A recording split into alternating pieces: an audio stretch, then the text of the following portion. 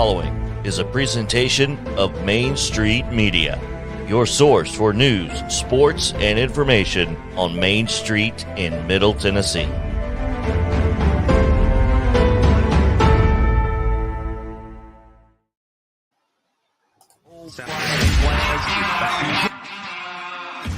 "30 years of the best sports talk in Middle Tennessee," featuring Tennessee Radio Hall of Famer George Plaster, Tennessee Sports Hall of Fame coach Watson Brown, and Young Guns Billy Derrick and Michael Sindrick. And now, here's your host, George Plaster.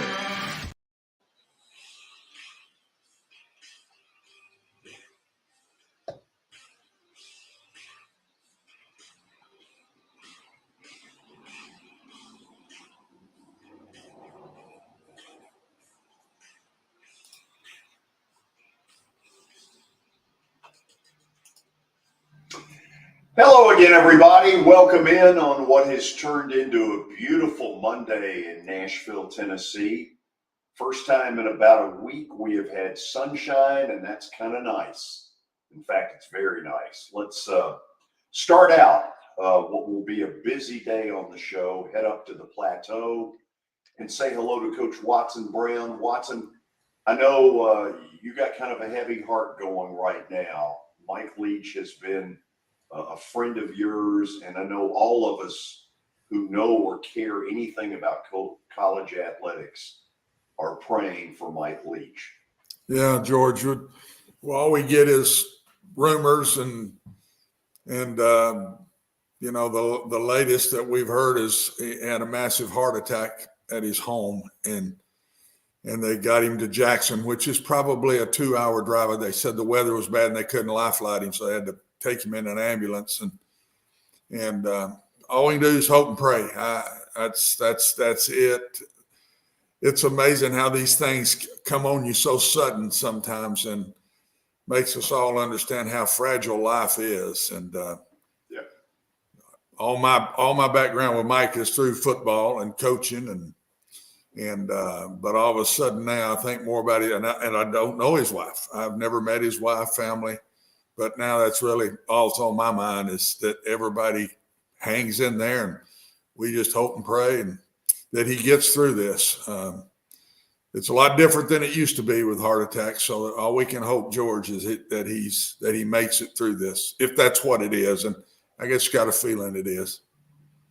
Yeah, that's what the Clarion Ledger is reporting, and we will keep you all as updated as possible if anything else were to break on that story. Billy, hope you're well. George, I'm great. I think we're all battling a little bit of a cold. I started a little head cold, but we're fighting through it, and hoping for Coach Leach that he's able to keep fighting, and everybody's rooting for him. So I know we'll be getting more into that a little bit later, but I'm doing good, George. Absolutely. Let's start, as we do every day, with our daily Titans update. Terry McCormick joins us from his palatial studio. Terry, how are you? Doing good, George. Doing good. Doing much better than the Titans are. Yes. Virtually everybody is. Terry, let's start with this. Not that they need any more injury problems, but how did they come out of this? Well, one more to add to that, George, and that's Dontrell Hilliard, who suffered a neck injury, was carted off and transported by ambulance to the hospital. Mike Vrabel said he's doing better, but he has already been declared out for this coming week's game against the LA Chargers. Yeah. Terry, one of the things, first of all, they were completely defenseless yesterday. And I guess even though nobody wants alibis, they had a ton of injuries, and it just looked like a shell of a defense that at one point was pretty good. Yeah, I think that's been an issue here, especially yesterday, and has been an issue now for 2 or 3 games, because they missed Danico Autry in the middle of that defensive line, and then sometimes coming off the edge as a pass rusher. He's missed the last 3 games since he injured his knee in Green Bay, and he still leads the Titans with 7 sacks. Without him in there, teams now key more on Jeffrey Simmons, and Jeffrey Simmons is not healthy either, still battling an ankle injury that limits him in practice, keeps him out at least 1 day a week, sometimes 2, sometimes all 3 days. And then you add to that, taking out Christian Fulton, their best corner, who suffered a groin injury against the Eagles on that play where A.J. Brown and he collided that turned into a touchdown. And then a guy who is an integral part of that defense, inside linebacker David Long, on IR now with a hamstring. You saw the way Evan Ingram ripped through them yesterday, that David Long's a guy that they really cannot do much without him in there.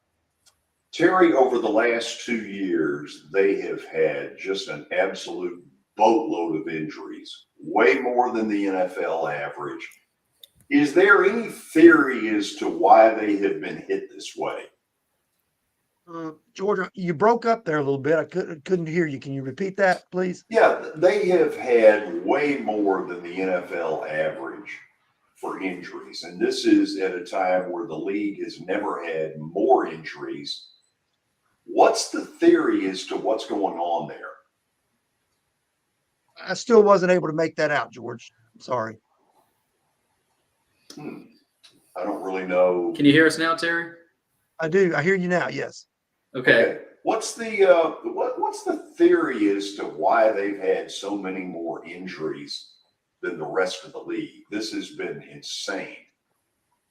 It's a good question. I don't know that anybody really has the answer. I mean, I know that a lot of times, people are quick to blame the training staff or the program that they work through in the off season to, get conditioned and whatnot. But, I don't know that that's really a clear cut, visible thing that you can point to and say that that's the reason, because if it was, you would think that they would have already fixed it and made some changes there. Now, it's something that they probably do need to evaluate throughout the off season to see if there are things that they do. But, I'm not going to go and blame the coaching staff or the training staff or the strength and conditioning people for this, because of this very reason right here.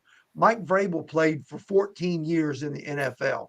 He knows what it takes. He's, a lot of times guys who didn't play football at the NFL level or didn't play it at a very high level maybe don't recognize as much what players go through on an injury basis as guys who did play at that level. And I think Mike Vrabel is a guy who knows full well all about the life of an NFL player, the injuries that you go through, the things you have to do to get your body ready, keep your body ready, and deal with the nicks and the cuts. So I think if anybody would be on top of that situation as far as knowing how to prepare a team and knowing when to practice hard, when to back off, it's going to be Mike Vrabel. So other than just plain bad luck, I don't know that there is an answer. Terry, appreciate it as always. We'll check back well, I didn't say that very well. We will check back in with you tomorrow. I think there's a little bit of a delay there from Terry, but it does seem that way. Anyway, that was our Daily Titans update. There it is. It's been brought to you by Sumner Funeral and Cremation.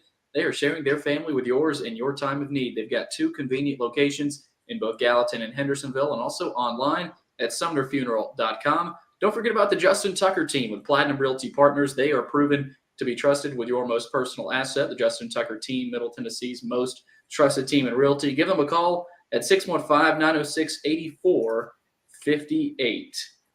Okay, we start the update with, again, the Mike Leach news. Our thoughts and prayers are with the Mississippi State community and in that program and his family.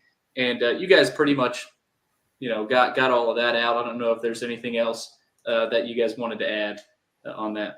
No, other than this is bothering a lot of people in the athletics world. And Watson, you know that better than I do. There's just a lot of concern. Yeah, Mike is such a character, and he's He's one of those guys that everybody clings to in the coaching profession. I've never heard anybody say they don't like Mike Leach. I mean, he lights up the room, whenever you're around him. I mean, he's borderline weird would be the word to use. But we all love his weirdness. I mean, he pops something out and you go, he didn't say that, did he? Oh, yes, he did. But he did, and he's brilliant. He's a very smart man. He's got a law degree. I mean, he's really a sharp guy, and I promise you, this touched a lot of people because he was just so well liked, and that's not normal in the coaching profession. Yeah. And they've got, a bowl game to prepare for, recruiting. Zach Arnett is going to be the interim, so he'll be in charge of kind of gathering those guys together and getting ready for a bowl game. So you can't imagine what them and that staff. I think they were supposed to practice yesterday afternoon and practiced again today. So that is so secondary. Yeah, I saw where they did practice Saturday, and Coach Leach was there. Yep. And there's stories of people saying, they just saw him the day before. So there's a lot of people affected by this, and we'll continue to keep track of that. But guys, we got some more college news. Chris Beard, Texas men's basketball coach, was arrested this morning on a felony domestic violence charge. He's currently going through the booking process at the Travis County Jail. He was booked in at 4 a.m. on a third-degree charge of assault of a family member. So really a couple of tough stories to start the update. Well, the question becomes, is Texas going to get rid of him off of this incident? And Watson, I would say there's probably a pretty good shot of it. It's just like the DUI with the Titans, George. College is different.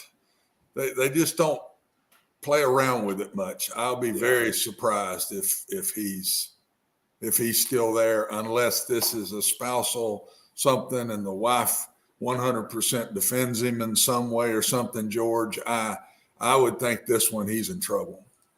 And he's got a top 5 team right now, really good Texas team. So probably a little bit of a distraction there. We'll see what happens with Beard at Texas. George, you mentioned this to me before the show. The Braves made a move for A's catcher Sean Murphy in a 3-way deal involving Milwaukee.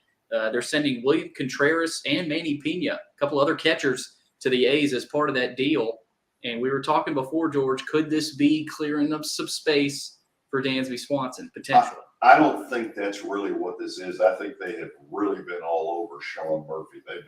They have been hunting him down for about 3 weeks. What I believe is going on in the Dansby Swanson thing, there is no doubt they want to get rid of Marcell Ozuna and his $16 million a year salary.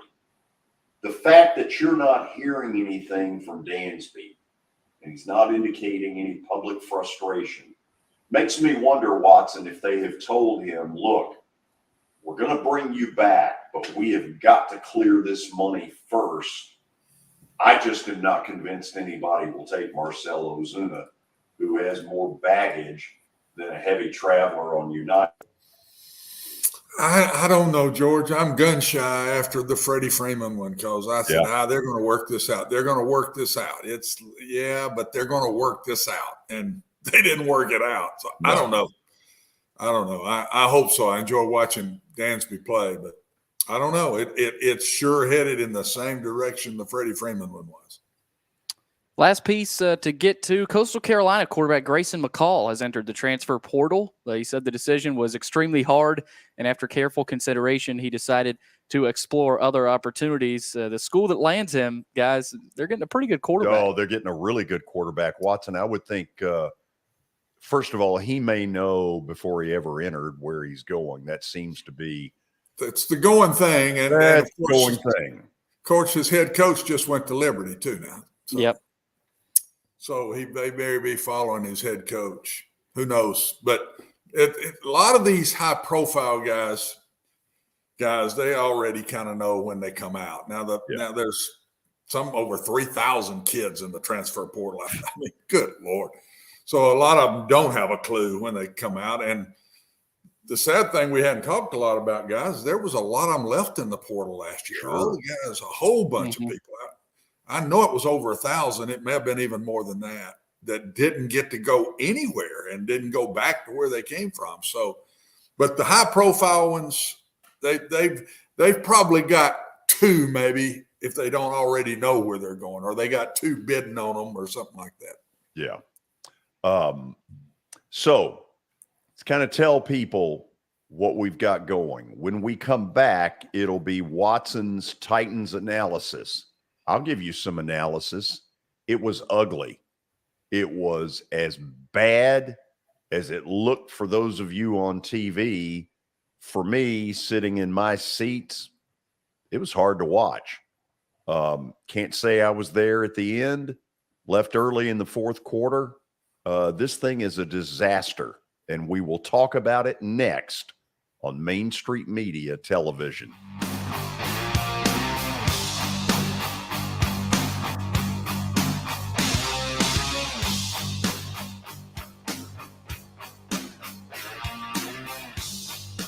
Buying or selling a home can be a very personal experience. Why not go with the team that receives nearly all of their business from referrals? Clearly a trusted name in real estate. The Justin Tucker team with Platinum Realty Partners has sold more than 500 homes in the last 7 years. Voted best in Sumner County multiple times. Proven to be trusted with your most personal assets. Call the Justin Tucker team with Platinum Realty Partners at 615-906-8458. The Justin Tucker team with Platinum Realty Partners, Middle Tennessee's most trusted team in realty.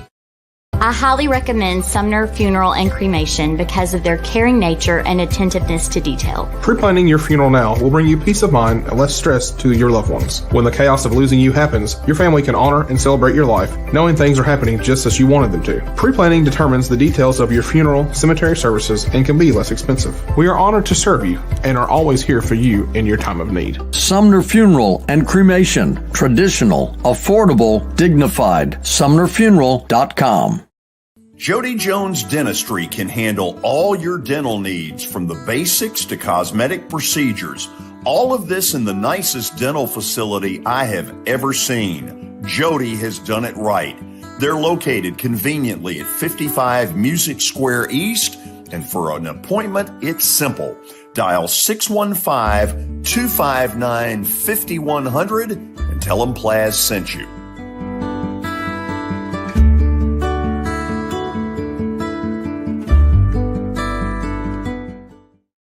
When you're thinking about golf, consider Riverside Golf Links. Under new ownership, the course has improved dramatically. It's now 27 holes, complemented by a 9-hole executive course. Book a tee time now at 615-847-5074 and get ready to enjoy the beauty of golf in the Old Hickory area at Riverside Golf Links.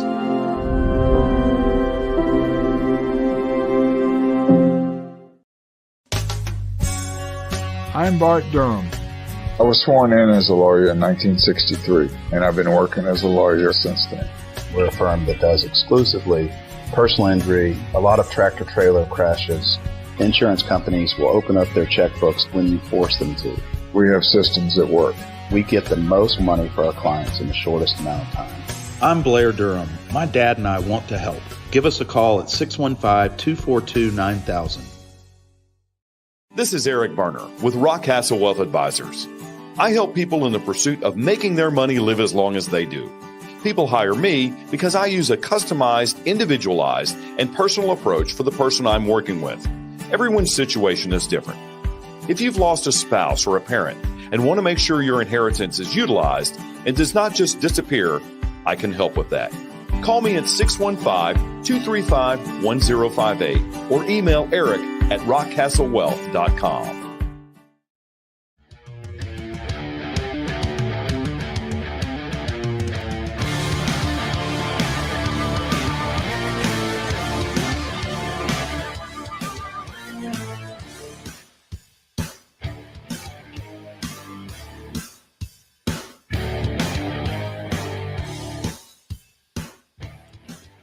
Okay, we're getting ready for Watson Brown's Titans analysis, and that analysis is brought to you by Pennington Distilling Company. Well, there are a couple of things here that I don't need Watson and his expertise to tell me.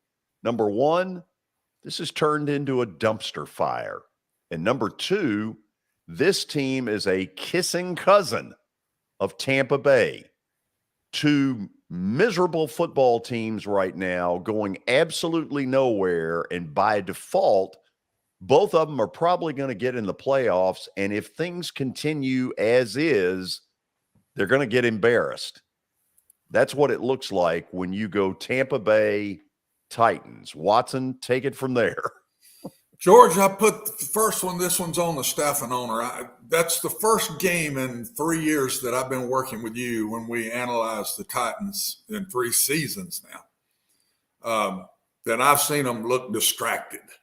They just didn't look into the game to me. That's just did not look focused and in the game. I've seen them play poor against some poor teams sometimes, but I've never seen them just look distracted like this. And I think that comes from the week before. They had the DUI that nobody knew what was coming down with that. And then they had the John Robinson firing when they right in the middle of the season, right early in the week after a tough loss. And I don't care if it's high school locker rooms, college locker rooms, or pro locker rooms. They say, well, these are men. Locker rooms are locker rooms. And when there are distractions in locker rooms, it's hard to get past that. And so I just think this comes more. I'm defending the players a little because there's just been a lot. I read things that different players said that, man, we all better get going now. The guy that brought us in ain't here anymore. Who knows if they want to keep us now? I heard one say after the game, well, John Robinson didn't play in that game. We're the ones that play. It's there. It's on their minds. That was brought up by players, George, and I think they've got to get past these distractions, take a deep breath. I think Mike knew this was going to be tough when he said we're at a crossroads. Well, the crossroads went the other way. I believe he can get it turned around, but that was just the worst game in a focus way in 3 years of analyzing them with you that I've seen them look that distracted. When you talk about Jacksonville, they are not the 27 Yankees, but what they do have is a quarterback who's got an absolute bazooka for an arm in Trevor Lawrence. Yeah. Watson, I would put him and Justin Herbert in there as having two of the prettiest balls as far as what comes out when they throw it. And he absolutely torched them yesterday. They couldn't get off the field to save them. George, it's the same old deal with us, though. I mean, he never hit the ground. I mean, he was back there, and it was 7-on-7 for him. Yeah. There wasn't even if somebody was kind of in his face a little, he had plenty of space to slide around and still see and throw balls. And then when somebody did flush him a little bit, he'd get outside, nothing there. He'd have nobody in his face. He's a heck of a player. He's going to be a great pro. And then we got to watch Justin Herbert. I agree with you last night. They're both going to be fantastic pros. They're the old drop back looking guy, George, with great feet. They're great athletes, and they're both 6'5", both of them. I mean, this is there, but it goes back to us. This is us. When we can't rush the passer, we have no pass defense. And we weren't close in covering those guys yesterday. There was more they dropped, tell you the truth. They had some more they dropped. And it's just when we cannot rush the passer, and right now we just can't. We don't have pass rushers. Simmons is hurt. He is still hurt. You can see it. He does not have his quickness at all. Autry's not out there. He's on the outside on early downs. He moves inside, and even if he don't get there, he's so tall. He takes up space, and the quarterbacks can't see. Bud Dupree has been a disappointing pass rusher all year. He plays to run pretty decent, seems to play hard, but he's not a pass rusher. And so when we don't have Autry and Simmons in the game healthy, George, we have no pass rush. We're not a big blitzy team, and I think Mike's afraid to because of coverage. Right. And when we can't rush the quarterback, we sure can't defend, and that's what happened. I mean, the kid passed for his record number of yards in the NFL in his couple of years he's been in against us yesterday, and it was so obvious early. It was scary, obvious early. The other thing that scares me a little bit is people are starting to throw it more and not try to run it as much. We play the run. They have no reason to. And they say where their weakness is, let's go after it. And I think they threw 40-something to 20-something runs yesterday, and they've been a balanced team till yesterday. And they're getting better, by the way. They're getting better. They were focused, and, man, they wanted to win that game in the worst way, George. They were into that football game. We weren't. NFL is that way. At college, you can do that, and you're better than somebody, and you still win. NFL, I don't care who it is. When you go out there and do that, and you're not into what you're doing, you're going to get beat. Watson, you mentioned Autry being out. The Titans were averaging 3 sacks a game before he went down. Since his injury, they have 3 sacks total. I'm telling you. And when we cannot get close to quarterbacks, and that's nearly everybody's that way. If you want to play great pass defense, you've got to have some pressure on these guys. But we're even worse. They have no secondary now at all. From injury, whatever the reason, we just cannot defend. We've had this problem all year. We got away with it in those middle games when we were winning because we were pressuring quarterbacks, George. And we have played the run well all year long. But we've lost athleticism in the secondary. Both the 2 linebackers that started the season, Cunningham and Long, both were athletic linebackers. Now we're playing with pluggers. We're playing with guys that play the run well. But, man, when they get in space, Cole, and I forget the other one's name, those guys Schobert, waved today. They just threw up the white flag on Schobert. Schobert played some yesterday. He can't cover anybody. But he's just not good. Neither one of those 2 kids are very good in space. And we had 2 very athletic linebackers, and they could cover pretty well. We've played so many different people in the secondary. You don't even know who's out there from week to week, and you have to look to see, okay, who's that? I mean, it's kind of sad, but when we can't rush the passer, we cannot play pass defense. Yesterday, it showed big time. By the way, from a crowd standpoint, you knew Jacksonville wasn't going to bring a lot of people. Upper deck on both sides, about 60% full. It's sort of a fan base also making a statement. That's not good. No, as to their level of excitement, but it's been this way for a good while now.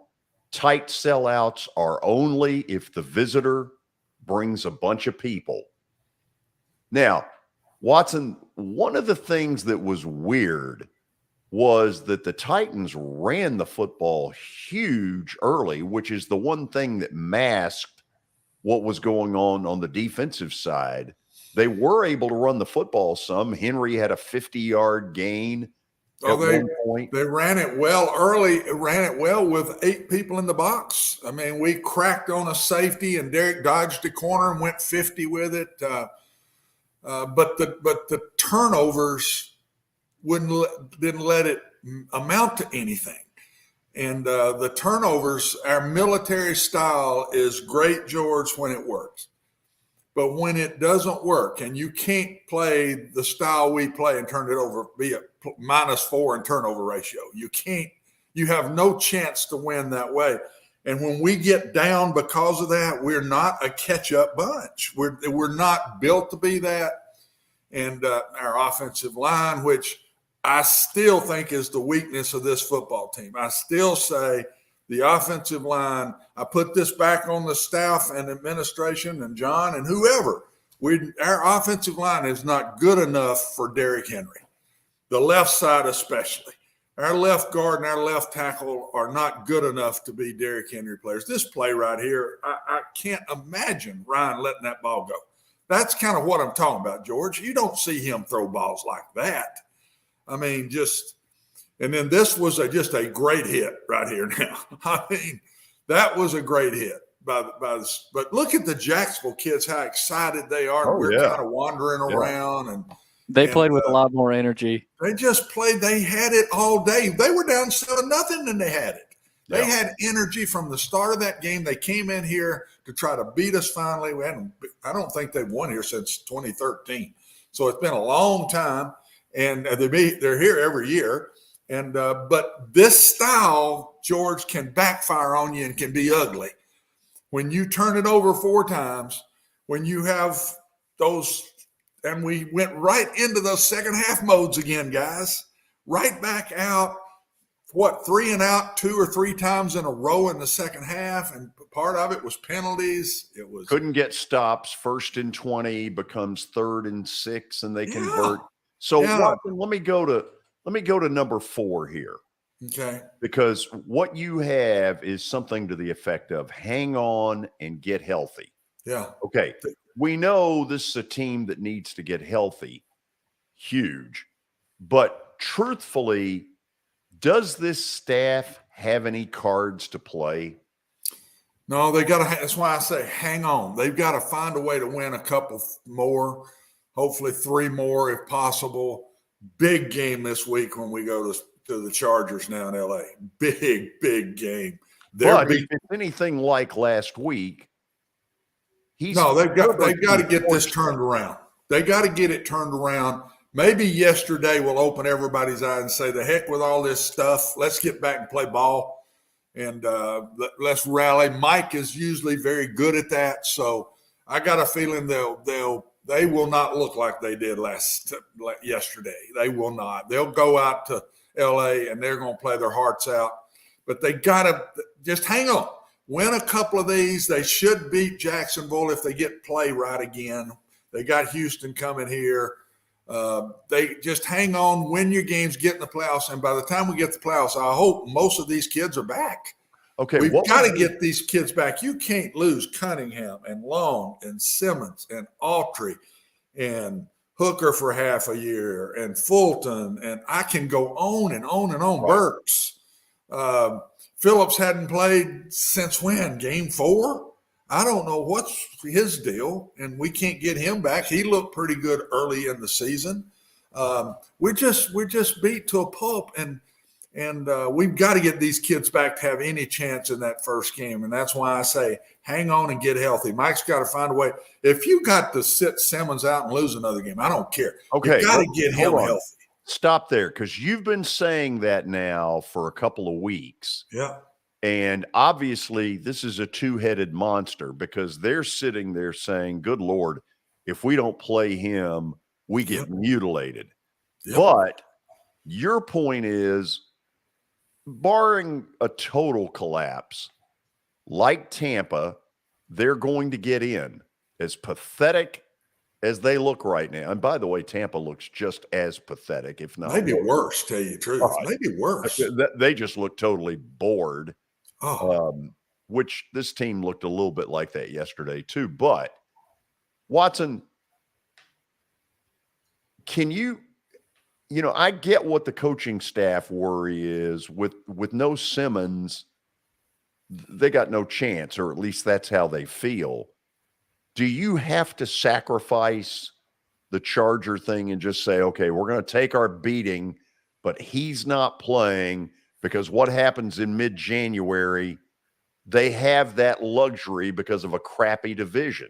Well, they probably will play him this week. If they were to win one more, I think they could rest him. They got to get one more to feel comfortable. I don't think the Jags can catch them. The Jags are not very good now. They looked pretty good yesterday against us, but we didn't show. And they're not that good. They're not going to win very many games the rest of the way, George. I've seen their schedule. It's not an easy schedule. We got them late in the year. We'd love to be going to play them last game of the year. I think it is last game. In Jacksonville, yeah. And rest everybody that's hurt. I mean, every one of them. I wouldn't care if Jacksonville beat us twice in a row. As long as we win the division, it doesn't matter. They've just got to, and I know he is. They've got to find a way, rest some of these hurt guys, but yet win another game or two. Because that's what I say, hang on. I think they need to win one more for sure, and I think 2. If they're 10-7, it's a breeze. And that's 3 more games out of the next 4. Do you really think this team is capable of that at this point? They should beat Jacksonville. If they get going and play, they can beat Jacksonville and Houston. That puts them at 9. Right. They got to beat Dallas or the LA, one of the two, to get to 10. This is the one but Dallas is beat up now too. Now we talking about our team, George. When you really study all these teams, everybody, the NFL's got to take a look at. You're exactly right. They've got to find something here because the injury is killing the league. There is more mediocre play in the NFL this year than I've seen in my 3 years of really watching it, because I've never watched the NFL. I was a college guy. So this is the worst. It's just mediocre. I think injury has got a ton to do with this. I think they need to lengthen those squads. They need to have 60 instead of 53. It's just like Hilliard getting hurt yesterday running down on a punt. He shouldn't be doing that. That's our backup tailback. Put 5 more guys that do that and do nothing but that. But keep your running backs and your good running backs and receivers out of having to do that, George. And everybody is doing it. But what happens when you do that? You water the league down. This league's making enough money. This issue is how in the world do you not add 5 more guys or 7 more guys to get to 60? Yeah, it's embarrassing the level of penny pinching. George, there's 85 kids on scholarship in college, for God's sakes. And the NFL's got more money than these college programs have got. I mean, Lord, I was an AD at 2 of them. I didn't have that kind of money. I mean, not at Rice and UAB, I can promise you, but they've got money. I don't understand why they don't see this as an issue. We're dealing with the quarterbacks. We're dealing with the head stuff, but add more bodies and take these people off of these special teams that are very important players to your team, and don't let them all get hurt like that. They're going to get hurt when they block and tackle against each other. These bodies are big, strong, and fast now, but at least find ways where you can protect some of these guys, and special teams is one of the ways I think they ought to look at hard. Okay, we'll stop there. Then we'll hear a little bit of Mike Vrabel's press conference earlier today. Stay tuned. You're watching Main Street Media Television.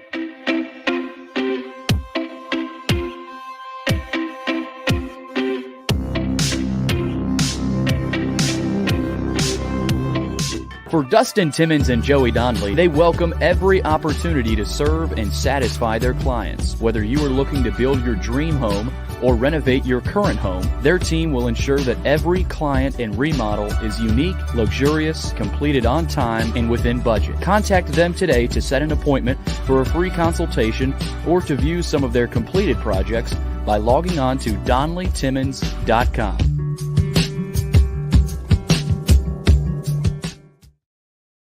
At WellSkin Dermatology and Aesthetics, we pride ourselves in providing access, innovation, and a patient experience second to none. Access to care and treatment when you need it. Innovation with medical-led cosmetics and various on-site technologies for full-service treatments with a customer experience that is calming, casual, and effective. Independently owned, providing medical, surgical, pediatric, and cosmetic dermatology and more. Visit WellSkinMD.com to schedule your appointment today. WellSkin Dermatology and Aesthetics. Access to healthier skin. It's your last chance to get a spring tune-up for summer. Complete Service Heat and Air can clean your coils, check out your motor, and make sure you have cold air on that first hot day of summer. Complete Service Heat and Air is located in White Bluff, Tennessee. We do service and repair on heating and air the right way. 24/7 service. Call us at 615-797-3997. That's 615-797-3997. Serving Cheatham, Davidson, Dixon, Hickman, Humphreys, Montgomery, and Williamson counties. Have you heard about the high levels of radon in Middle Tennessee? Radon gas is the second leading cause of lung cancer, second only to smoking, and has no color, no taste, and no smell. The only way to know if you have radon is to test for it. Durad Radon Mitigation offers testing for small and large-scale residential and commercial properties, plus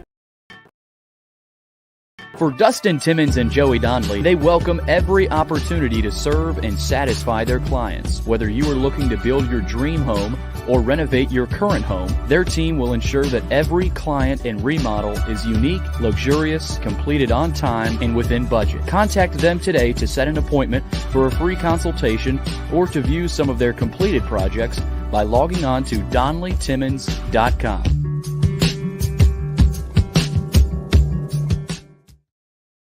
At WellSkin Dermatology and Aesthetics, we pride ourselves in providing access, innovation, and a patient experience second to none. Access to care and treatment when you need it. Innovation with medical-led cosmetics and various on-site technologies for full-service treatments with a customer experience that is calming, casual, and effective. Independently owned, providing medical, surgical, pediatric, and cosmetic dermatology and more. Visit WellSkinMD.com to schedule your appointment today. WellSkin Dermatology and Aesthetics. Access to healthier skin.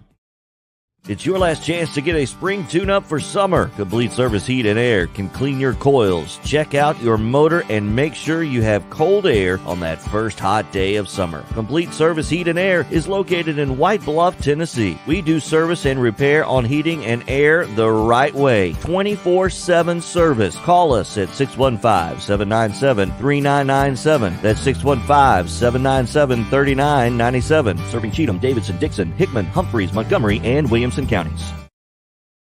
Have you heard about the high levels of radon in Middle Tennessee? Radon gas is the second leading cause of lung cancer, second only to smoking, and has no color, no taste, and no smell. The only way to know if you have radon is to test for it.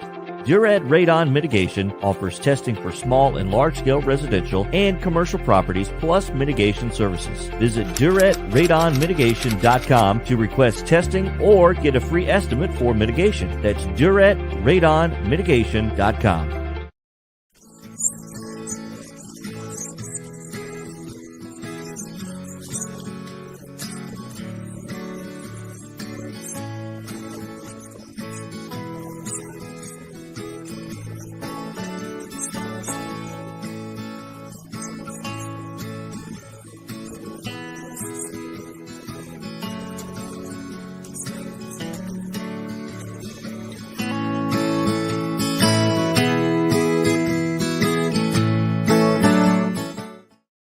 Since 1865, the First Baptist Church of Gallatin on Winchester Street has served its community by catering to the least, the last, and the lost, providing a church of welcome used by God to save the lost, transform the saved, and impact its community. As a proud multi-ethnic congregation, Pastor Derek Jackson personally welcomes you to join them in fellowship Sunday mornings at 8 in person or at 1045 in person or online at firstbaptistgallatin.org. First Baptist Gallatin on Winchester Street, serving with open arms as a true church of welcome.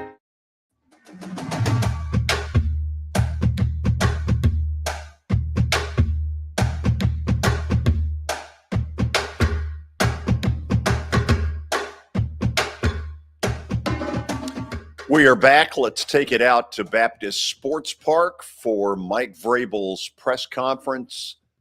Here's what he had to say. Left and trying to hold on to your spot on top of the division. Well, the challenge is just getting back to eliminating bad football. You know, I mean, we have too many opportunities to do good things, and we have to eliminate bad football. You know, whether it's turnovers, whether it's those turnovers and sudden change, you know, affecting the quarterback or not being able to affect their quarterback, not being good at the end of a half situationally. You know, just those things where, you know, we have to be, you know, whether they're not lined up and we're not ready to go, you know, that would be another instance. So there's a lot of those things, and that's the challenge. It's not looking ahead to how many games we have left. It's, you know, making sure that we eliminate bad football and that we find ways to go out there and play complementary, which we've done. Certainly haven't done it here recently. What type of character you want this time of adversity to show that this team has? Well, I mean, we all have a choice. You know, we have a power to choose how we walk in here. I've said that, and how we approach this. Would like them to, you know, all of us to make sure that we're doing our part. You know, to fix the things that have to be fixed, to recognize the good things, to eliminate or fix the bad things, and then, you know, rid ourselves of the things that get you beat, which are turnovers and you know, mistakes and you just the things that happened yesterday, not playing complimentary. Eliminating the bad football, is that something you can clean up on the practice field, meeting rooms? How do you? Well, I mean, I hope so. I mean, but you get to a point now where, you're late in the season, guys are beat up. How much can you realistically practice, how many reps you can practice, how many bodies that you have practicing with. So I hope that it's a combination of both, Jim. I hope that it's a combination of, taking the meetings, and being able to walk through, taking the walk through corrections and using the ones that we have in speed and practice and hitting them. There was, a lot of things that showed up in the game that, we fixed throughout the week. And then unfortunately there was things that we didn't, and we weren't able to hit it or use it to our advantage. Trying to gauge the overall physical well-being of your team. I mean, how much do you rely on the information that you have through, tracking devices and things these days, and how much is it you just like or don't like what you see on the field on Sunday? Well, you talked about management, and then you talked about the tracking, and then it was to what I don't like or like what I like. I'm trying to view like as far as speed or you feel like, I mean, do you say, based on the numbers we have, I expect we're going to be really physical and fresh and things on Sunday, and oh my gosh, we're not? Or well, I mean, I think you try to view, the health of the team, about how they, each individual player, what they look like, what they feel like. Everybody's beat up this time of year. We have to try to do everything that we can do physically to get their bodies back. They have to do their part as well, and then manage practice, accordingly. How beat up is Jeffrey right now, Mike? Do you feel like that's been kind of dragging him down recently, the equal? Well, he's, Jeff's not at 100%. That's something that we've had to manage, and that, I appreciate his willingness to help us and manage it and get through and do everything that he possibly can, to get to the games. Along those lines, Danico was a guy that, really affected things, it seemed like, in going after the quarterback. Is he any closer to being able to I hope return? so. I hope he is. Could use everybody. I know you're a teacher first in a lot of ways. I was asking you yesterday, I did a bad job. Do you ever change things where do you ever come into a meeting with them angry, light them up, anything like that? Or is that not part of the way you operate because you're a teacher? Well, I mean, I think my job is to make sure that, we're pointing out those things. I think there's a couple different ways to go about doing it. And I've done it a multitude of ways. I've done it differently.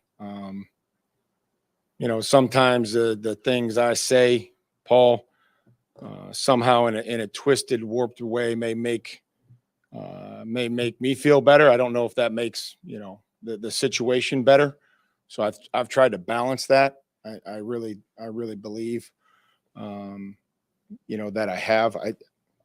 I think what you see is what you get. I think that I'm always going to try to be honest with them. I'm always going to try to point out the things. But I do believe that my tone as the head coach of this football team is important. I think it's, again, trying to come in here today after a loss, after 3 losses where we're at, is still important to make sure that, we're all held accountable, that we're doing things that are positive, but also the outlook has to be positive as well. That twisted way, maybe have a degree of venting to it at times? I mean, I don't want to go in there and vent. I want to go in there and make sure that, that there's a clear vision of what we have to do, find out who we have available and get them ready for the football game. That's it. Last week you talked about, rationalizing where you were at. You had 2 tough losses to the Chiefs and Bengals and then a bad day in Philly. Do you take that same approach to this game of rationalizing? It's pretty easy to see if you just follow the keys and understand the turnovers, the inability to, affect the quarterback, our inability to get into we answered back in the first half offensively. We didn't in the second half. And then by the time we got back on track offensively, it was just too little too late. Thought there were some good things in the run game. Thought there were some good things in the red zone. I thought we had a good flow. We to start the game. We went on a drive. We complimented each other. The plays complemented one another. There's not a whole lot to ration. I think it's just reality of that. When you do those things in this league, you have no chance to win. Yesterday, kind of what you envisioned when you drafted him? There were some good things. I think the statistics, probably cloud some of the overall play. There were some mistakes that I felt like he made, but there was some production, which was good, and some corrections that he made, and execution in the red zone. But there were just some other things that didn't really help us. How unique is his ability? So, Watson, it appeared to me that he certainly wasn't going to go down the we're just so beat up we have no chance. No, he doesn't do that. I don't see that much in the NFL. I think they all know that everybody's dealing with this. And Mike, I think from what I listened to him right there, he's trying to do what we just said, hang on and get healthy. And he's trying to figure out a way to win another game or two out of this and then have a little momentum, some momentum as you go into the playoffs, and hopefully get a lot of these guys back before they play the playoff game. I read that into what he said right there. That's exactly what I heard. And of course we got to play better. But he also said it's hard to get better at these things in practice when you can't practice. And so I think he's dealing with all this. It's frustrating to him. He knows he can't get them a whole lot better because a lot of them don't even get out there. And they're showing up and playing on Sunday and not practicing much during the week. And I heard him say that about Jeffrey Simmons, how much he appreciates what he's done, that he's going out there. And I thought he hurt his shoulder a little bit yesterday in the game. I thought Simmons hurt his shoulder a little bit on top of his ankle.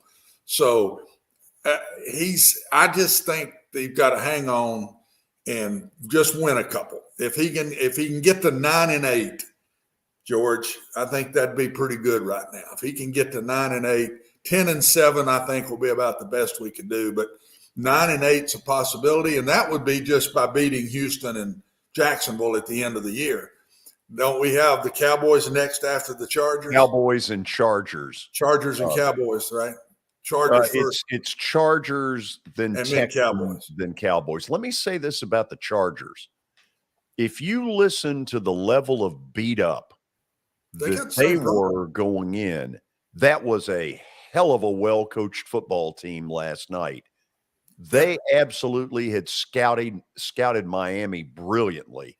Yep, and they were into it now. That football team was fun watching them play last night. Yeah, it was. And I think I heard 6 defensive starters out in the game. Bosa didn't play. I know. I watched him. He was over on the sidelines being a cheerleader. So at this time of year, you just got to go find a way to win a game and try to get to those by playoff time. You're as strong as you can possibly be. We're in such a good position that the Chargers aren't in. The Chargers are trying to get in, and we're 2 games up. So, I mean, we're sitting a lot better than the Chargers are right now. They've got to have this game. We'd sure like to have this game, but they got to have this game. I'll tell you what's coming, though, Watson. You're going to start hearing a little bit of let's get rid of the divisions because Tampa and the Titans do not deserve to be in the playoffs. Neither one of them are playoff football teams. They are the products of crappy divisions, and they have been given a luxury that they're the only 2 teams in the league that have. Right now, neither one of them deserve to be in the playoffs. No, but the divisions have been tough before. It's not like it's just always this. And this is one of those years. The last 2 years have been that way. Houston has been really good in some years, George. I mean, they've dominated the division. We're fighting to get back up there.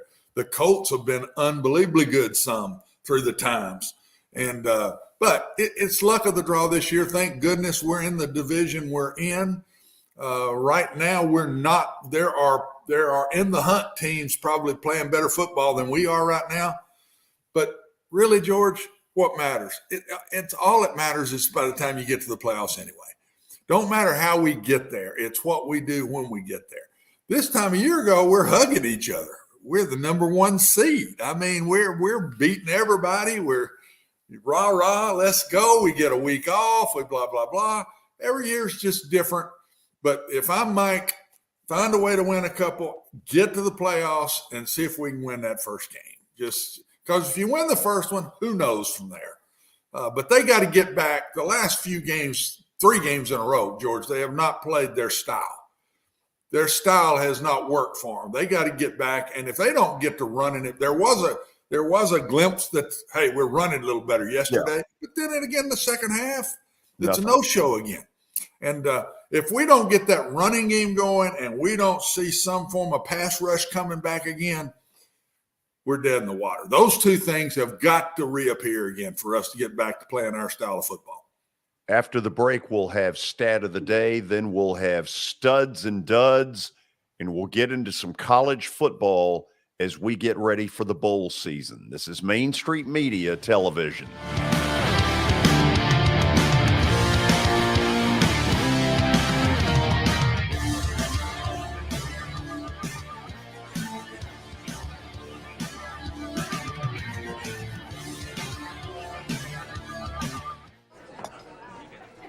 You've been putting back a few, and a few becomes a few too many. For a moment, you think about calling for a ride. Nah, you live nearby. What's the worst that can happen? You get pulled over, your insurance goes up, you lose your license, you total your car, you kill someone.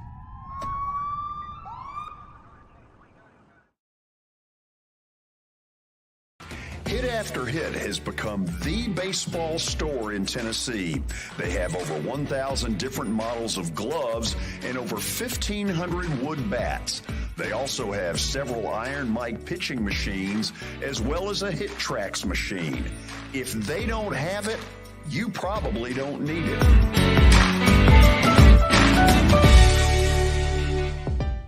We're proud to call Hit After Hit the official shirt provider of the Plaster and Friends Celebrity Bowling Night.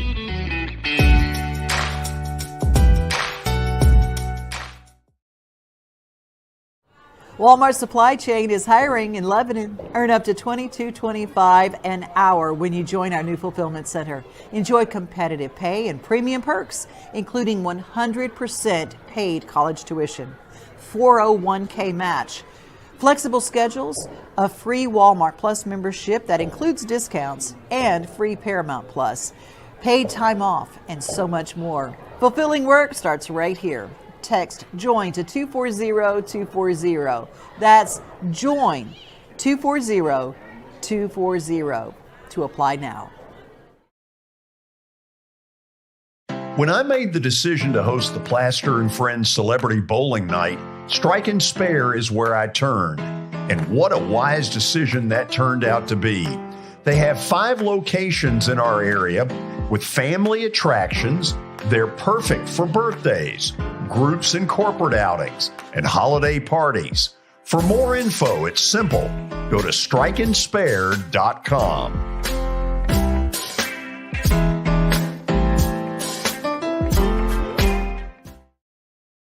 This is attorney Bart Durham, and this is me. I'm Aaliyah. Keeping in good physical condition is really important to me.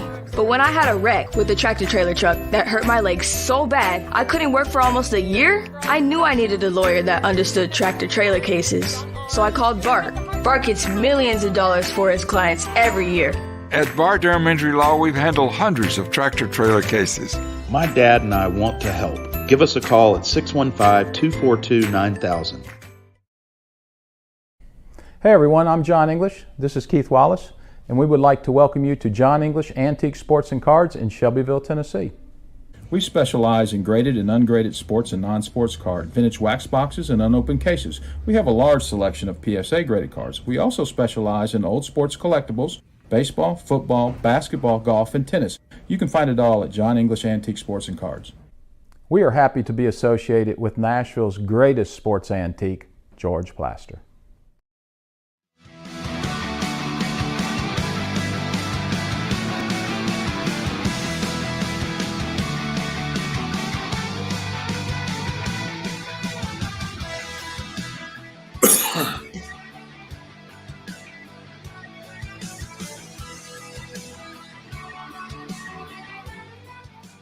Welcome back into the George Plaster Show. It's now time for Stat of the Day. It is brought to you by John English Antique Sports and Cards in Shelbyville, Tennessee. You can find them, of course, in Shelbyville Tuesdays through Fridays from noon to 5 and Saturdays from 10 a.m. to 5. You can find them online at johnenglishgradedcards.com. Also, Eric Berner with Rockcastle Wealth Advisors. Give Eric a call at 615-490-7052 or visit rockcastlewealth.com for more information.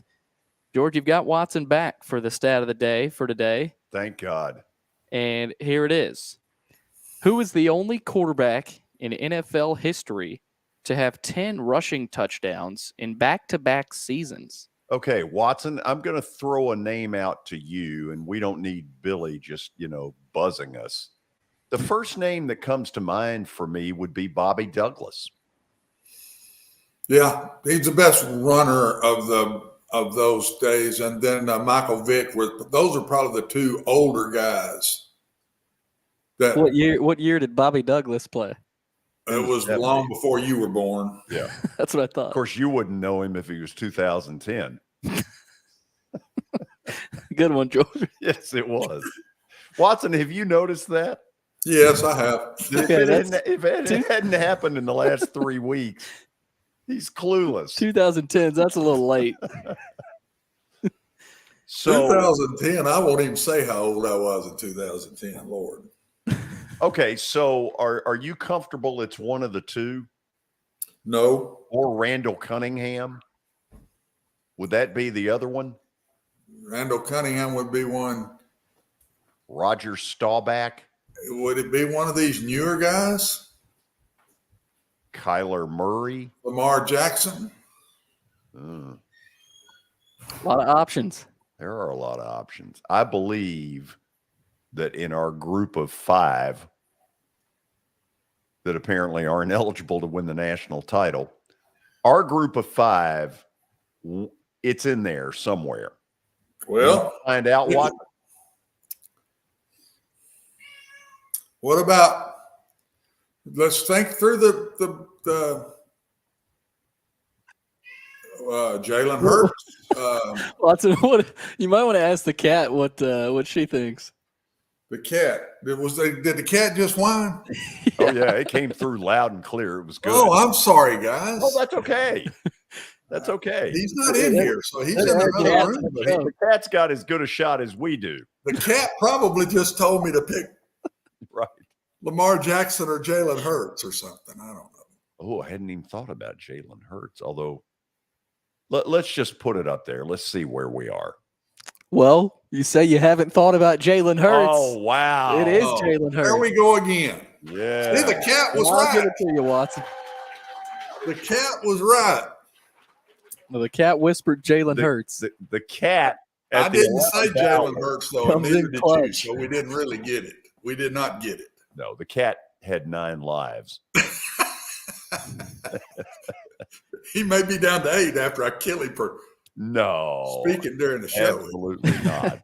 Well, this show has another life. We've got another hour, 5 o'clock hour, brought to you by Middle Tennessee Bone and Joint Clinic. They've got state-of-the-art orthopedic services with a family atmosphere. Whether it's a sports injury, sprained ankle, or a major joint replacement, they've got the staff, training, and equipment that you need to get you taken care of. Their mission is to provide high-quality, specialized orthopedic care in a compassionate manner to the people of Columbia and Middle Tennessee. Visit them online at mtbj.net for more information.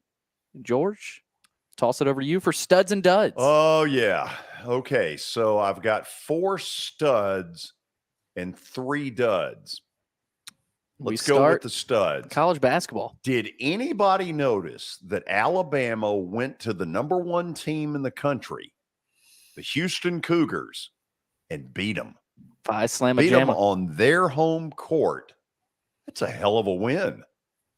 That's Alabama. The last couple of years, George, has been impressive. Now I'm telling you, they look really good this year. It's going to be interesting to watch them, see what kind of run they make in the SEC. Second time they've knocked off the top-ranked team in the country. Gonzaga a year ago. Yep. Yeah, I And mean they show up.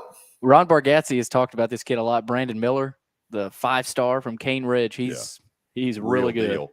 Alabama, by the way, has Memphis tomorrow night. And Memphis, I probably should have put them in here. They beat Auburn on a neutral site. Heck of a win for Memphis. They look good this year too. Yeah. Okay.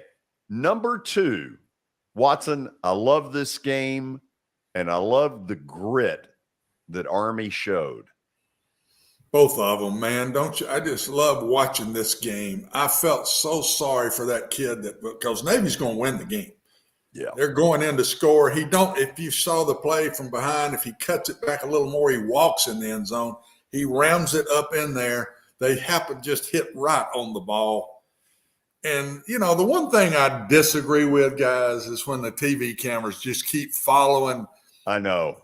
Okay, on the sidelines, I get that. But when they're over there doing their alma maters and you go hunt him up in that and do that, I just think that's going too far. That's something that kid now will live with the rest of his life. You don't know how big that is to those cadets now and midshipmen. I mean, that is such a life changer for all of them. But you're right, man. With all that's going on and buying kids here and buying kids there and all this, isn't it nice to turn on a TV and watch a game like that? Look like the old days again to me.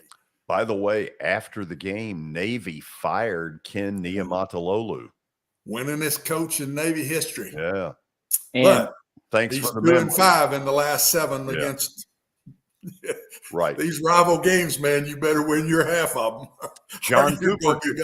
John Cooper could tell him a little something about that. I'm not talking about the national mayor, but the former Ohio State football coach who went 0-7-1 against Michigan. Yeah, wow. On the betting perspective of this game, Watson, I told George before this game, the over-under had hit. Well, he didn't get this first time it's been over, and I think they said 7 years. No, 16 years. 16 years? Yeah. And it wouldn't have been over in this one if it hadn't gone overtime. So. No, and Navy made their first pass completion to hit the over in this game of the whole darn game. Both teams could use about 30 minutes a day of passing the football practice. Yeah, you think they might want to work on it a tad more. Just a tad or go at least find you a running, throwing quarterback that can do some sort of a vertical passing game. I mean, it looks like me throwing. Well, Watson's right, though. I mean, that had to have looked like the 40s and 50s football where they just, they don't. I loved it. I love watching the game, man. You talking about there wasn't a guy out there wasn't laying his heart on the line in that game. No. On both sides, man. They're going for it. Didn't you love the cadets in the stands in the both sides? They're deep in that game. They're going crazy.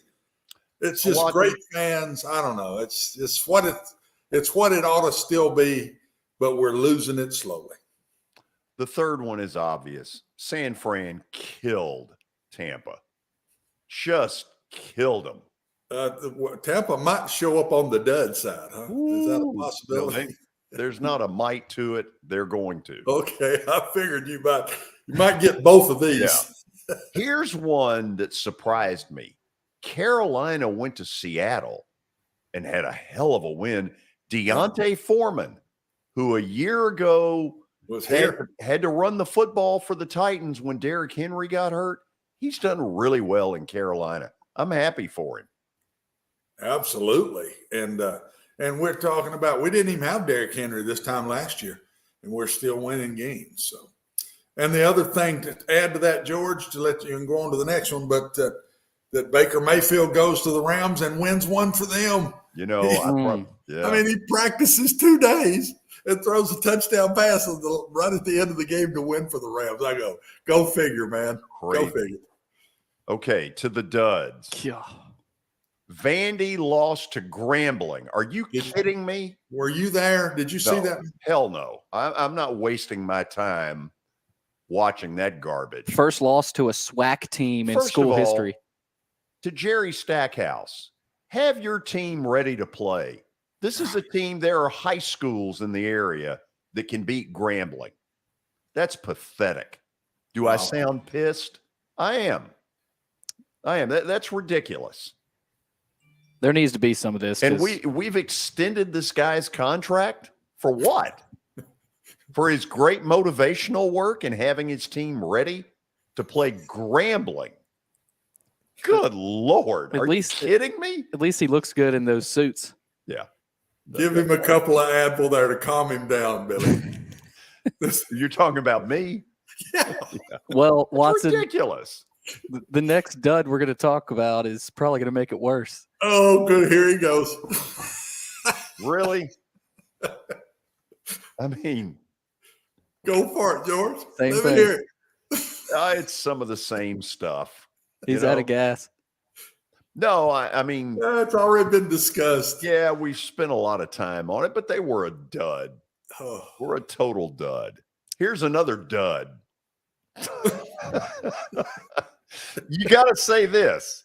The duds I picked out were duds. You hit them all this week, bud. God.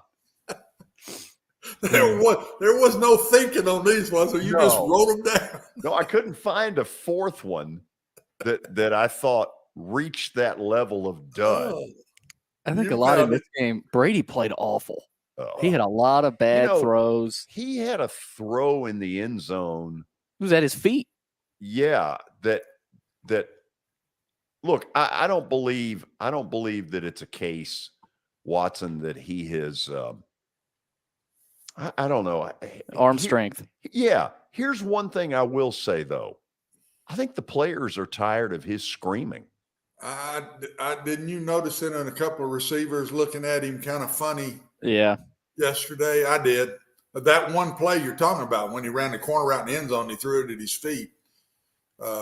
Evans looked at him kind of, I don't know. It's not arm strength or anything to me. It's attitude. Tom just don't look into it to me. No. I mean, he don't look excited in the game. Even on the 2-minute drive in the game before, he just still didn't look excited. And for the first time ever, he looks gun shy in the pocket to me a little bit. Oh, absolutely looks gun shy. I mean, there were a couple of times yesterday he just completely flinched up and threw interceptions. And he wasn't hit yet. The guy was coming at him, but he just gave it one of those. You don't ever see Tom Brady do that. I have a dream. That in one of these stinko performances, because this isn't the end of it with Tampa. There's more coming. They're a dull, lifeless football team. They do absolutely nothing on offense that's creative. You think the Titans are dull? Tampa is equally, if not more dull. Gerber's baby food. And they throw it a bunch and they're still dull. But Watson, here's my dream.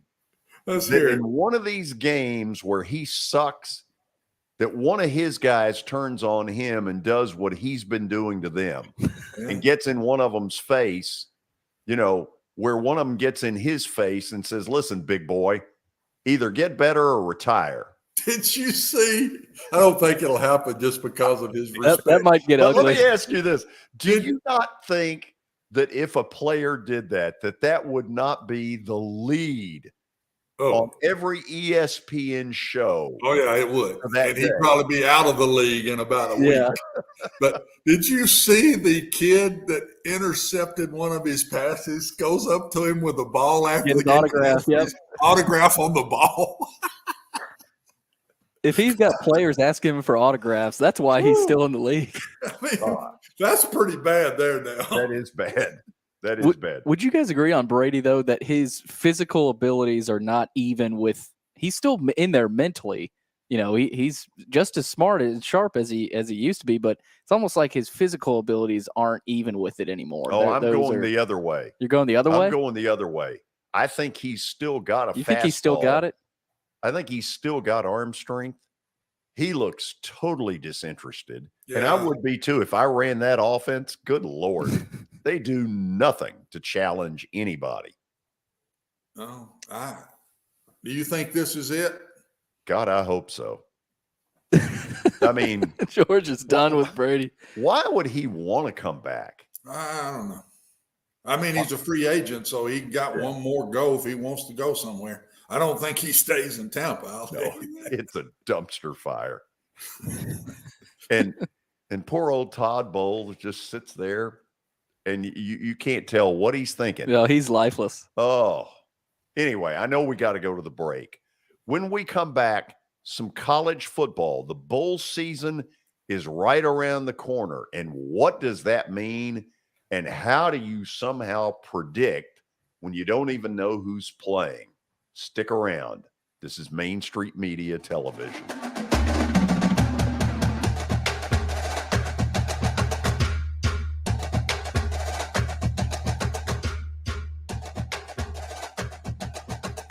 Buying or selling a home can be a very personal experience. Why not go with the team that receives nearly all of their business from referrals? Clearly a trusted name in real estate. The Justin Tucker team with Platinum Realty Partners has sold more than 500 homes in the last 7 years. Voted best in Sumner County multiple times. Proven to be trusted with your most personal assets. Call the Justin Tucker team with Platinum Realty Partners at 615-906-8458. The Justin Tucker team with Platinum Realty Partners, Middle Tennessee's most trusted team in realty. I highly recommend Sumner Funeral and Cremation because of their caring nature and attentiveness to detail. Pre-planning your funeral now will bring you peace of mind and less stress to your loved ones. When the chaos of losing you happens, your family can honor and celebrate your life, knowing things are happening just as you wanted them to. Pre-planning determines the details of your funeral, cemetery services, and can be less expensive. We are honored to serve you and are always here for you in your time of need. Sumner Funeral and Cremation. Traditional, affordable, dignified. SumnerFuneral.com. Jody Jones Dentistry can handle all your dental needs, from the basics to cosmetic procedures. All of this in the nicest dental facility I have ever seen. Jody has done it right. They're located conveniently at 55 Music Square East, and for an appointment, it's simple. Dial 615-259-5100 and tell them Plaz sent you.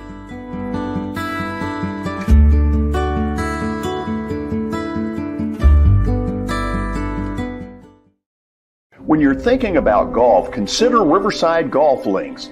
Under new ownership, the course has improved dramatically. It's now 27 holes, complemented by a 9-hole executive course.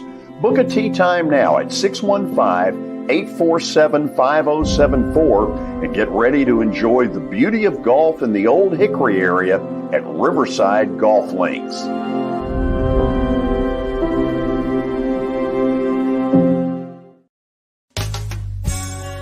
I'm Bart Durham.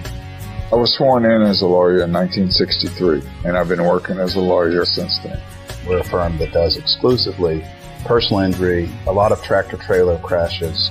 Insurance companies will open up their checkbooks when you force them to. We have systems that work. We get the most money for our clients in the shortest amount of time. I'm Blair Durham. My dad and I want to help. Give us a call at 615-242-9000. This is Eric Berner with Rockcastle Wealth Advisors. I help people in the pursuit of making their money live as long as they do. People hire me because I use a customized, individualized, and personal approach for the person I'm working with. Everyone's situation is different. If you've lost a spouse or a parent and want to make sure your inheritance is utilized and does not just disappear, I can help with that.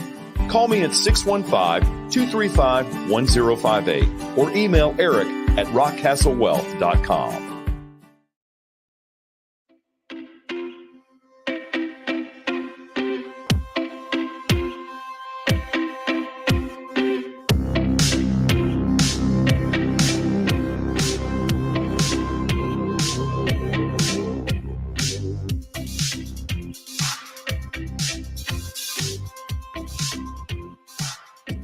So the bowl season starts on Friday, and there will be 820 million different games before it's all over. But Watson, it's become harder and harder to figure out who wants to be there and who doesn't. It's easy to say, well, Tulane will be fired up. Well, sure they will be. They haven't been to a Cotton Bowl. They haven't been to a bowl like this in forever. But Maybe. It's not Tulane that you're trying to figure out. It's a bunch of these others that you don't know whether they're interested or not interested. And what I want to know is, as a coach, can you sense the vibe your team is putting out there? Not always, no. I would say sometimes, but not always. And I knew that when the second bowl at Oklahoma we went to, Gary had gotten fired. I was going to UAB. I knew that one could be tough. We'd lost our quarterback. Sometimes but I would say less than 50-50, George. It's nowadays, though, I think it's a little easier when you've got so many kids not playing. That's usually a pretty good sign right there. Last year, it was really just coming out for the draft early. This year, it's transfer portal. I mean, there's people that have got 12 and 13 kids that have left their team that aren't playing in the bowl game, that have gone to the portal. I would think those teams are going to have a tough go. I mean, maybe the ones that are still there want to play, but how many good players have you lost through NFL and transfer portal? I know my brother's going to the Holiday Bowl, and I think he had 10 transfer portal kids, and most of them were on defense, believe it or not. His backup quarterback, who's a really good player, left, and I think it was like 9 defensive players. And then he had his best receiver declare for the draft, and he's not playing.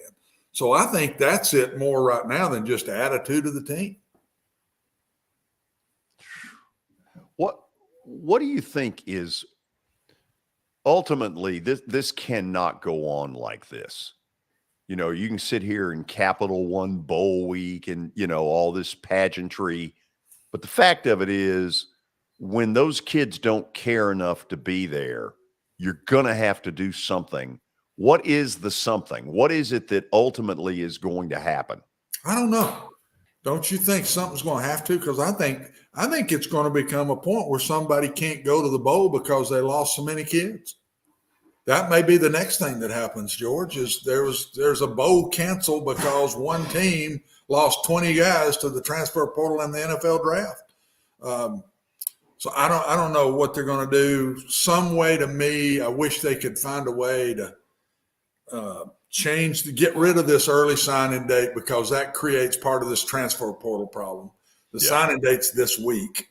So most of the high school kids in the early signing dates before anybody plays in the bowl. And I wish they would say you can't transfer till after the bowl, that you stay and you can't go to the portal till your bowl game is over.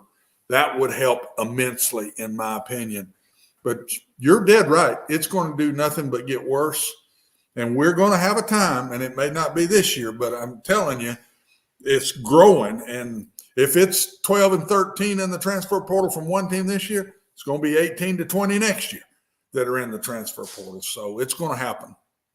Watson, George asked this to Herm when we had him on Friday. He said, you know, when a kid comes to your office and says, look, coach, you know, I don't think I'm going to play in this bowl game. You know, I'm thinking about my future. Is there any, hey, look, you know, what can we do to kind of help you down the road to where we can have you here, but we'll help you, you know, in your future somehow? Is that a conversation you have, or do you just kind of sit there and say, all right, you know, do what you want to do? I mean, no, as a coach, when the kid comes in and tells you he doesn't want to be a part of the team anymore, you're ready to let him go. You don't try to talk them into staying when they do that. And that's the devil's advocate of what we're talking about, guys. If 18 of them can't get in the transfer portal after the bowl game, then they're probably not going to be very good in the bowl game either. So I don't know what the answer is. But to me, I wouldn't try to talk one out. See, I didn't deal with this. Right. I mean, I might have one kid transfer, and if he transferred out, it was because he wasn't playing or something. I didn't, in my time, you didn't deal with this stuff. And you didn't. I wasn't at places where I had very many that could declare for the NFL draft anyway, come out, you know, and not play in a bowl game. So it's hard for me to answer that. Herm has been a little later in being a college coach than I was. Maybe he answered it better than me, but I would not want to keep one that told me he wants to leave. I wouldn't. I know Coach Sherrill when we played in the Peach Bowl at Mississippi State, and our offensive line coach came in and told him he was going to Auburn. And the line coach said, "I will stay if you want through the bowl." And Jackie said, "Hell no, get out of here." And we handled it within the staff. But he didn't want the guy around if he wasn't going to be a bulldog anymore. I'm telling you now, and I think he would have been the same way with players. Yeah, that's what Herm also mentioned, George. If you remember, he said, some coaches will say, get off the team now, leave now. We don't want you on the sideline even for a bowl game. So it's interesting, if you run through coaches' opinions and see what they think. How would you walk into Bo Schembechler and say, listen, you need to know I'm going to Ohio State? I would walk in with 2 security guards with me. Oh, God. Because he might kill you. Oh, my goodness. Or walk into George Caffago and say, I'm going to Vandy. Yeah. It's a good thing this didn't happen with some of the old coaches, guys. Oh, the old coaches. I'm not sure some of the old Woody Hayeses of the world would have handled this very well, to tell you the truth. So have you heard the Texas A&M rumor? No, what's the latest? Okay. In that pile of rumors. Who do you think is being rumored to be the next offensive coordinator at A&M? Oh, I do know this one. The old Arkansas coach. Yes. Bobby Petrino. Oh, my gosh. Which I guess means they have motorcycles in College Station. That might be a perfect match made in heaven right there. Where has he even been? He's been at Missouri State, which came very close to beating Arkansas in late September. But Watson, let me ask you this question. Okay. Knowing how tenuous Jimbo Fisher's situation is there, why would he have any interest in that? Unless he thinks that he can weasel his way into the head coaching job when they boot Jimbo. Well, he's not doing great at Missouri State. Well, would be he's 500, I think, at best, kind of the 3 years he's been there. So he's not. I'd say get me back into the FBS. He's probably making $300,000 at Missouri State. He'll make $1.3 million at A&M. That might be another reason, George. He might consider that. Yes. But I think he'd run from where he is to get and maybe get himself back in the mix for a Division I job again, not FCS. Well, Petrino's always been one of the better offensive minds. No, I mean he is that. I understand why Jimbo would be talking to him. And it's never been his offensive mind that got him in trouble. No. It wasn't his head got him in trouble. Yeah. So, Watson, let me ask this. We've now had a week since a lot of these bowls got announced. Well, they all got announced about a week ago.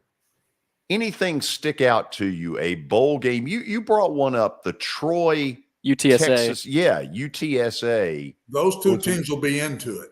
That'll be a good game. Both of them champions.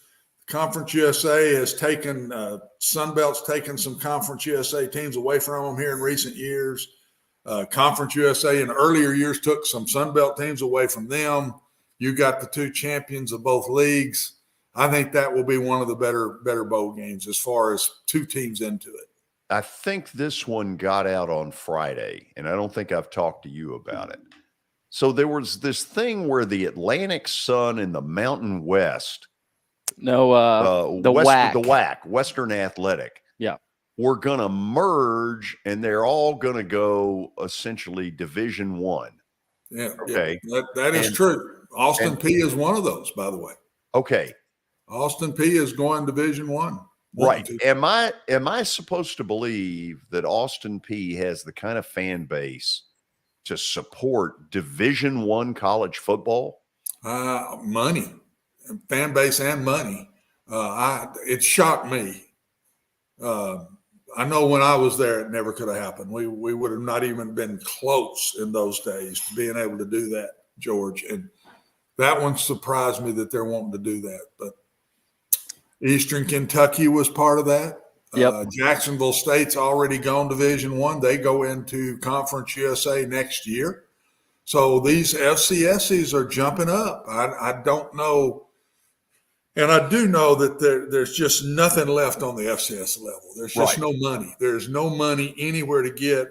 You go play a Division I team or two, you're not getting near the dollars you got when I first came to Tennessee Tech. I was getting $500,000 to $750,000 a game to go play Arkansas and TCU and Auburn. I can't remember. I played 13 of them. So, but now they're getting 150 or 200,000, or maybe sometimes not even that. So it's just different.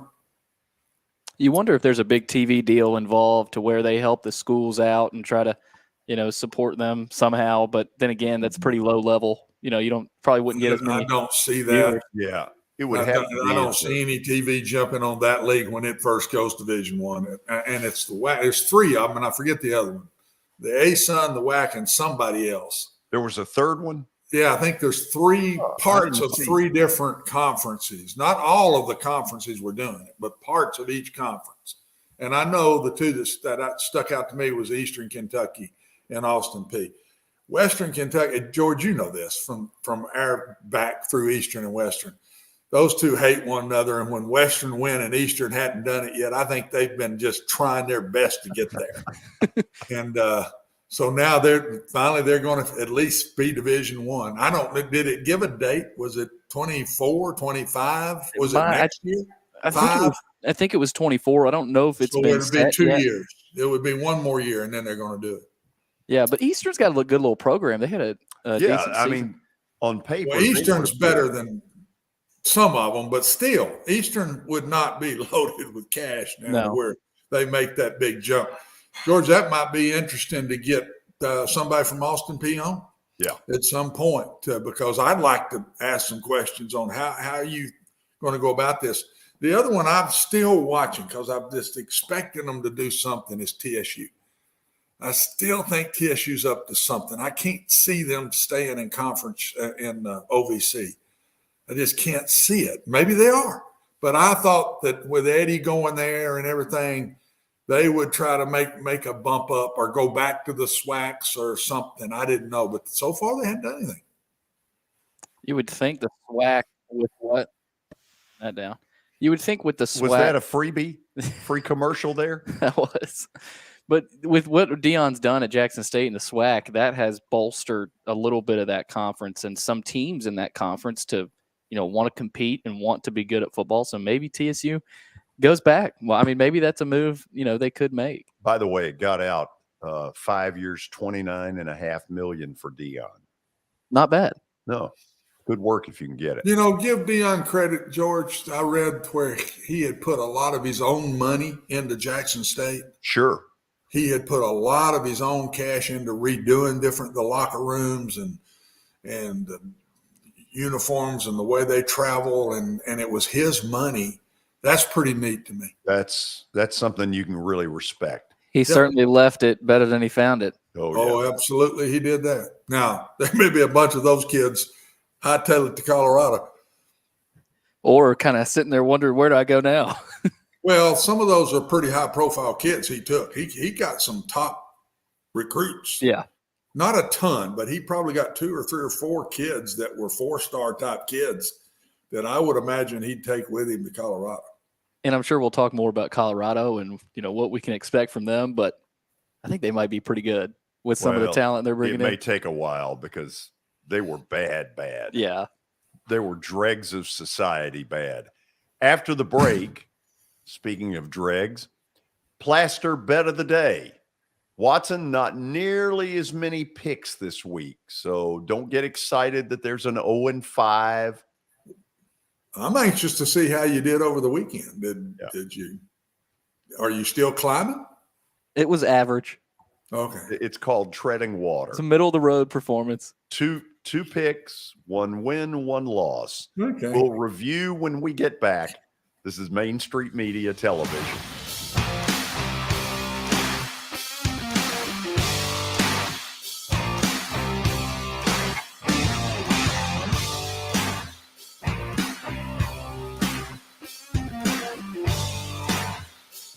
For Dustin Timmons and Joey Donnelly, they welcome every opportunity to serve and satisfy their clients. Whether you are looking to build your dream home or renovate your current home, their team will ensure that every client and remodel is unique, luxurious, completed on time, and within budget. Contact them today to set an appointment for a free consultation or to view some of their completed projects by logging on to DonnellyTimmons.com.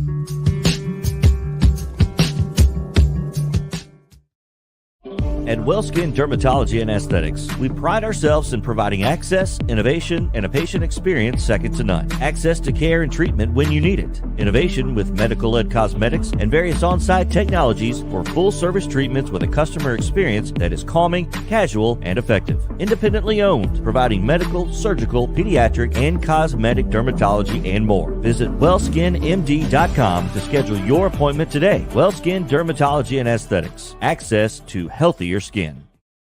It's your last chance to get a spring tune-up for summer. Complete Service Heat and Air can clean your coils, check out your motor, and make sure you have cold air on that first hot day of summer. Complete Service Heat and Air is located in White Bluff, Tennessee. We do service and repair on heating and air the right way. 24/7 service. Call us at 615-797-3997. That's 615-797-3997. Serving Cheatham, Davidson, Dixon, Hickman, Humphreys, Montgomery, and Williamson counties. Have you heard about the high levels of radon in Middle Tennessee? Radon gas is the second leading cause of lung cancer, second only to smoking, and has no color, no taste, and no smell. The only way to know if you have radon is to test for it. Duret Radon Mitigation offers testing for small and large-scale residential and commercial properties, plus mitigation services. Visit DuretRadonMitigation.com to request testing or get a free estimate for mitigation. That's DuretRadonMitigation.com.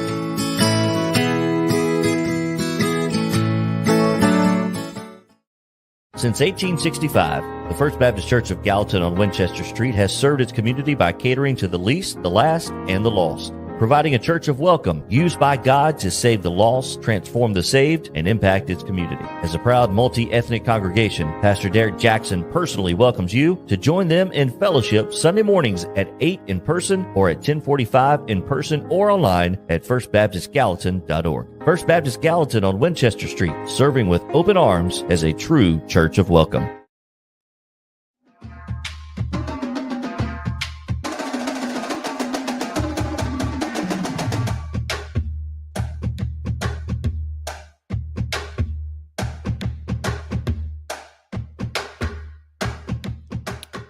Welcome back into final segment of the George Plaster Show as we wrap it up on your Monday night. Bart Durham Injury Law brings us Plaster's bet of the day.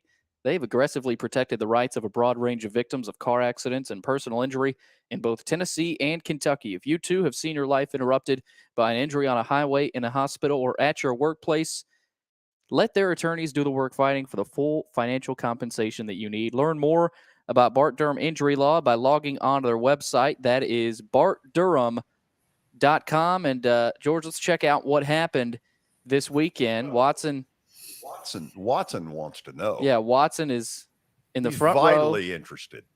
He's interested. 89 and 86 now. Lost the Titans bet.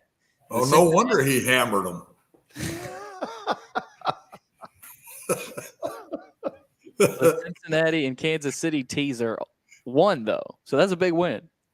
Yes. So you yes, it was. Balanced your efforts out a little bit this weekend. So let's see. Are you sticking football tonight, George? Oh, absolutely. And I want to say that I feel pretty strong about where I'm going tonight.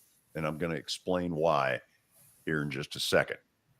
So you're confident. I would assume that, will there be a graphic that shows what I'm... Yes, there is a graphic, yes. George. There we go. So I'm going with New England for a couple of reasons. Number one, they've got something to play for. Arizona, truthfully, does not. Watson, I believe at the end of the year that Cliff Kingsbury is going to get fired. Yeah. I think that the little love affair between him and Kyler Murray has long since gone away. Arizona, to me, seems like a rudderless ship. And I think New England will go in there with, a chance to be in the top 7 in the AFC. And I think they will just win this game outright, period. Yeah, and I don't know that they're the most talented of the two, but I'm not sure I wouldn't go with you there. Is Aaron Murray playing tonight, or is he not playing? You mean Kyler Murray? Aaron Murray would probably like to be. Aaron Murray would not be playing. No, but he'd probably like to be. Is Kyler Murray? Yeah. Yeah. He is playing tonight? Yes. Is Hopkins playing tonight? I think he is. Yeah, should be. I don't know. Unless I'm mistaken. I don't know. I don't feel as good as you do, but I'm not against your pick, but I'm not as strong as you are about it. I'm gonna throw this at you because it might be. Give it about 10 minutes; it'll get here. Because I feel good about New England. Good. This is a strong hunch. Well, don't ask me if you don't want me to tell you. No, I just, He can't always be cheering for you positive at all. But Watson, I'll tell you this. 89 and 86, nothing to sneeze at. No, pretty good. I've patted you on the back the last couple of weeks. It's hard for me to do that sometimes, but about time. Yeah, that's probably true. So that's probably tomorrow on the show, Tony Basilio will join us. Don't know yet what we're doing in the 5 o'clock hour. Got a couple of good ideas brewing. We'll see if one of them hits. Watson, until then, go Patriots. Go Patriots. I'll pull for you tonight. And more importantly, go Mike Leach. Yeah, let's all say a strong prayer for him. Absolutely. Keep fighting. Billy, see you tomorrow. I'll see you tomorrow, George. We're done. Thanks for being with us on Main Street Media Television.